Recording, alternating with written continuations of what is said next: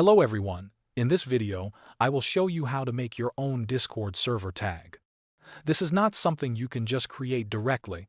You actually need a bit of luck. Discord gives out server tags randomly when you make new servers, so the more servers you create, the better your chances.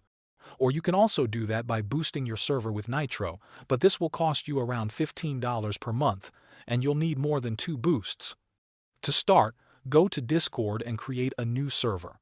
You do not need to set up much inside it. The important part is just making the server. Sometimes, after creating many servers, one of them will be given a special server tag. When you open your server, click on the server name at the top, then go to the Boost section. Here you can see if a tag is available. If you see a message that says New Boost Perk, Server Tag, and Enhanced Role Styles, it means this server has been given a tag. That is how you unlock server tags. Thanks for watching.